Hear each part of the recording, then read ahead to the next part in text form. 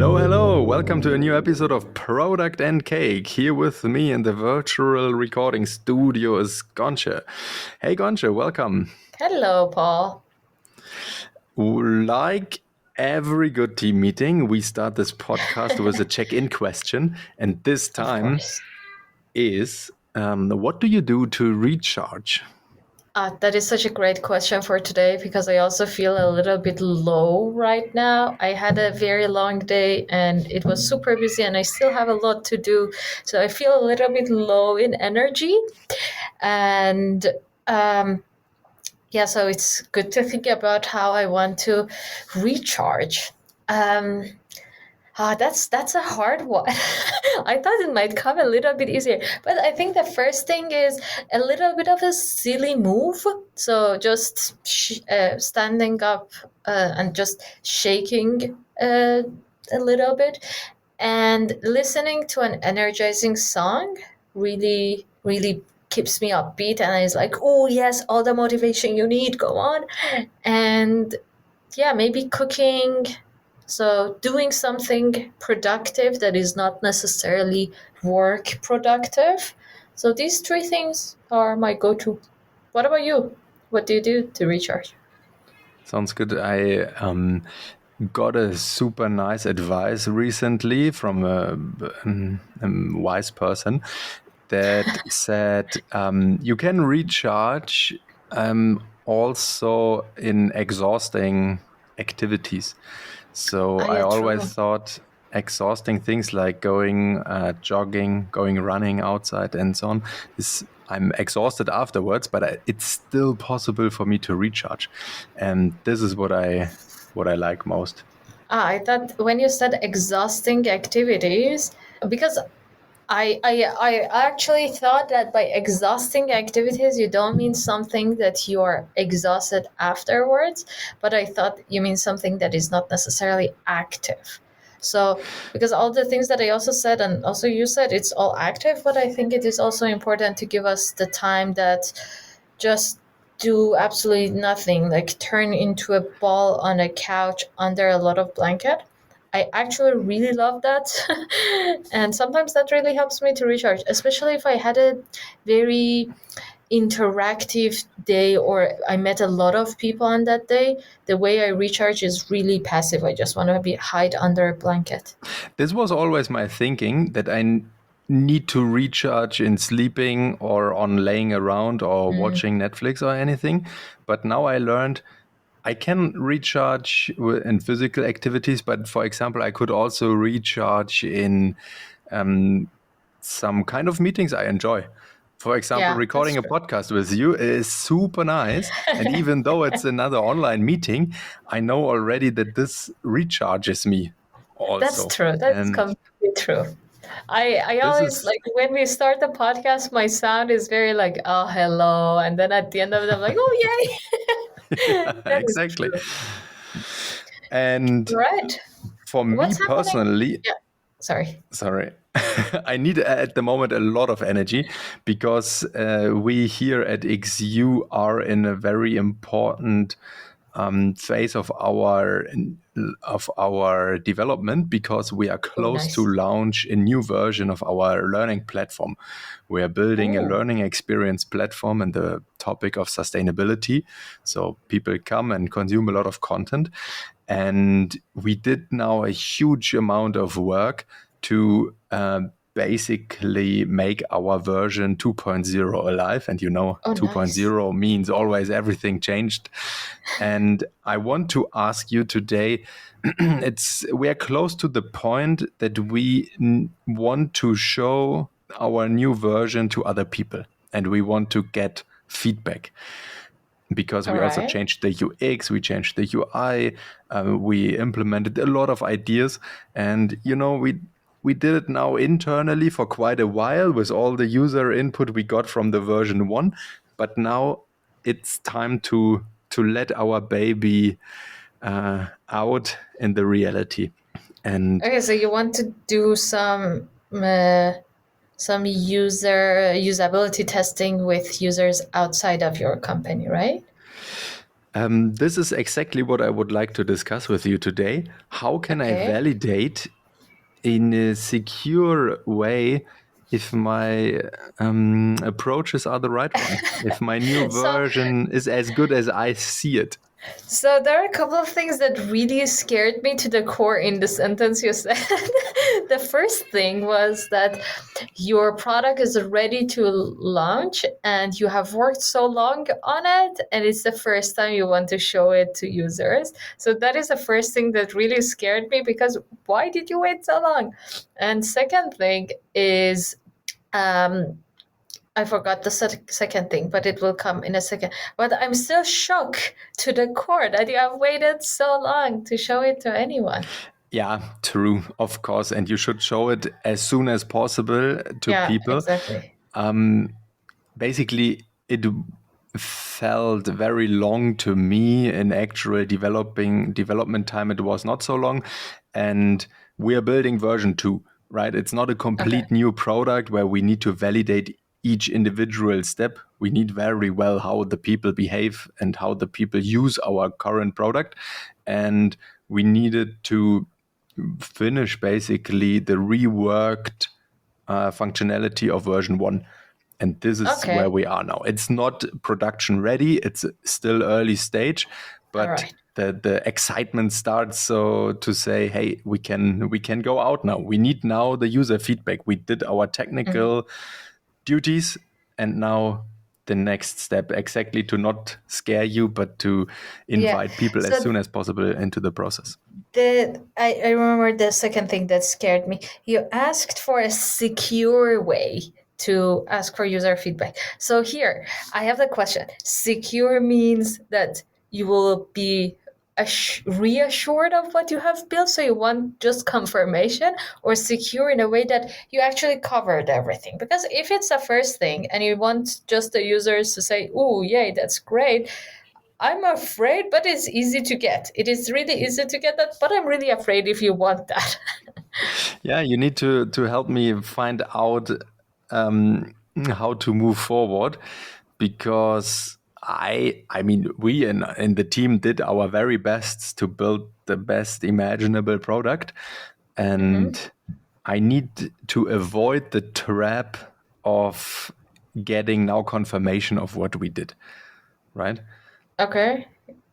But of course, I don't want to get You hurt. don't want users, yeah, of course. You don't want users to come and say, oh no, this is horrible. The first step, the first version was better. So I completely agree. It hurts also after so long of working on a topic.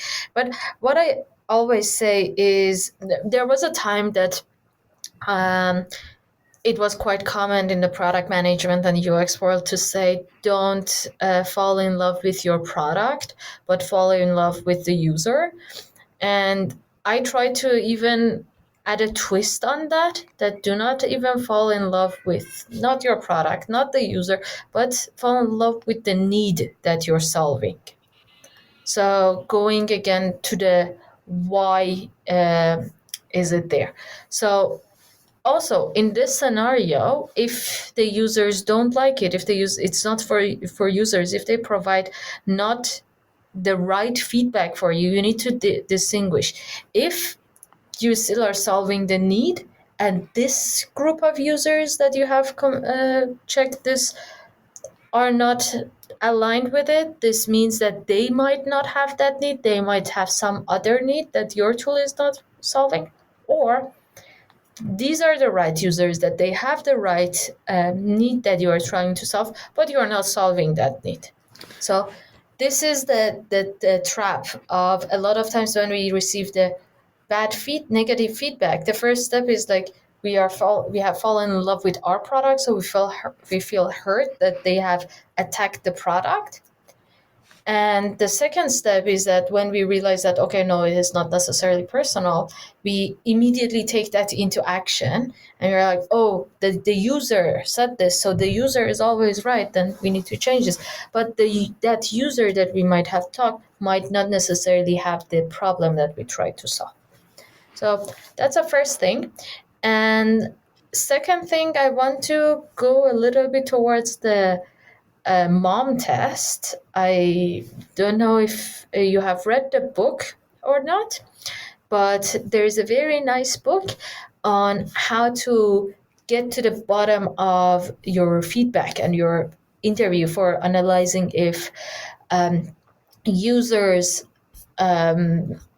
users are you have the need that you are trying to solve, or what is the real feedback of the user. So again, this is not going to be secure in a way that they will be no one who will say, oh, this is perfect, amazing, thank you. It is exactly the opposite way. And that's the funny thing about the book title, that because if you go to your mom and show something, it is very likely that your mom will say, oh, yay, you're my kid, you did it, and everything is perfect. But if you, instead of asking, request the person in this scenario, or even your mom, to try that product, no matter what it is, you can figure out the issues much better. Yeah, true. I mean, a lot of times we know the right step, and especially in technical product development, it is so easy to share it and to invite people and say, hey, look over my shoulder, what do you think about this and that? And there are also, as you mentioned, a lot of traps, right?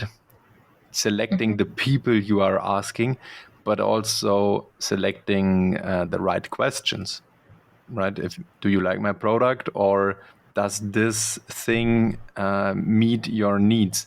Exactly. How do you Yeah. prepare for user tests? So if it is on the in the right time, do you have a first go-to thing to The first move thing is, forward? I don't call it a user test, because we are not testing the user. It is not a test of the user.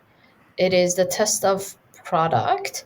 So it is either the usability test for my product, or it is the product test. Awesome. So Yeah. that's why I little bit have an issue when we say user test, and also when we invite people to user test, then people get more stressed because they think it is a test of them and how smart they are. But no, the issue is with the product if someone cannot work with it. And I do multiple things. So first, I try to pinpoint exactly what I'm trying to solve. What is the problem that I'm trying to solve? Why this product exists in the first place? And then I will try to go without necessarily defining a persona. Go ask people that, hey, can you please give me 5 minutes? Can you please use this product? Can you please show me how you would use a product like this? And maybe sometimes I don't even show them the first. I won't show them the product at first, but I just ask them, "Hey, if there is something like this in the world, if there's in your case, if there is a product that allows you to learn digitally, what do you expect from it? What do you expect that needs to happen? Can you walk me through the scenarios? Like, okay, do you expect?" And I just ask question. I just, okay, yeah, tell me more. Okay, yeah, what then? And after that, do you expect anything else? Like, just trying to get more of the story from them. I sometimes will even ask them about the last time that they have used a digital tool to learn. And then after I got all of those information, then I know my product, the way it looks won't bias their answers.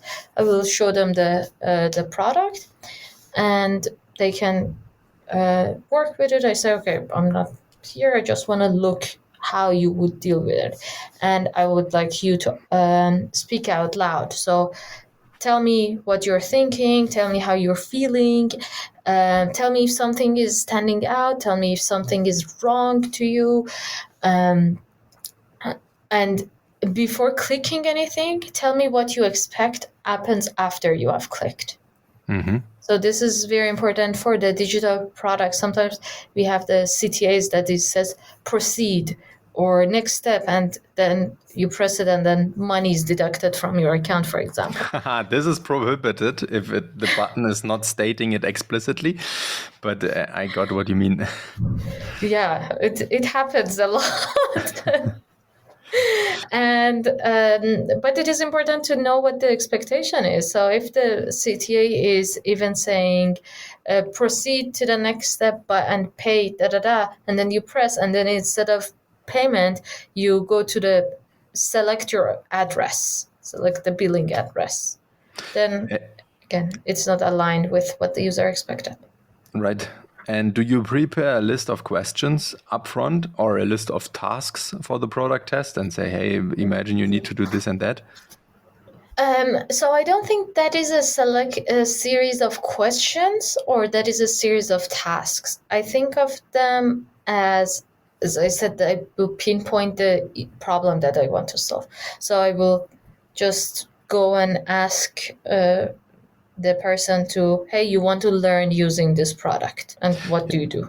So very open-ended, Right. very open question, because I don't think all the time that we are building a product, we have been so focused on the use cases that we've went through all of these user journey, and we think it's a simple one-liner thing. But let me look at one new example or one new tool that I recently downloaded on my phone. So I recently downloaded a app called SwitchBot that is for my blinds to automatically be able to close and open them. And basically what the first thing is that you expect that will happen is that the user has first bought the item, and then will see this app in the package, and then the user will download it, and then the user will connect the app to the device, and then the user will be able to automatically turn on and off the things. So, and this is a very simple use case because it is a very strict app that only works with this device. But also, what happened is I found a shop button in this product, and I saw all the other tools, the smart home tools that exist within this app. And then from there, I went to buy my SwitchBot. So I did not first have the device. I've actually first downloaded the app because I was looking for how can I close my blinds automatically. So and I downloaded a lot of similar apps. So if this product did not have that tab to shop, I wouldn't have known that they have other devices that I can actually use for shutting down my blind. So it was not at all straightforward.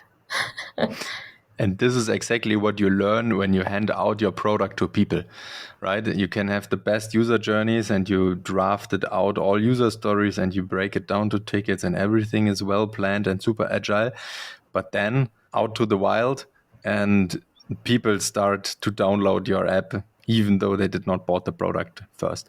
That's interesting, and that's a super valuable lesson to learn. And I think that should also remind us to throw out things as fast as possible. I just recently learned a nice new term that was saying minimal sellable prototype. MSP, minimal sellable prototype. I really like that term because we are so used to MVPs, right? Yeah. But what you really want to do is earn money and create business value, most likely. And I saw already a lot of products that are super, super minimal, but they still ask for money. And depending on your user group, and if you solve a real issue, you can start to charge money. And you should do, because if you ask people, hey, do you like my product? And they said yes, then this is basically no validation, right? If you ask them, would you pay €5 for it right now? If yes, give it to me and I will show you my product. Then you will get completely different answers. Yeah, that is completely true. I completely agree.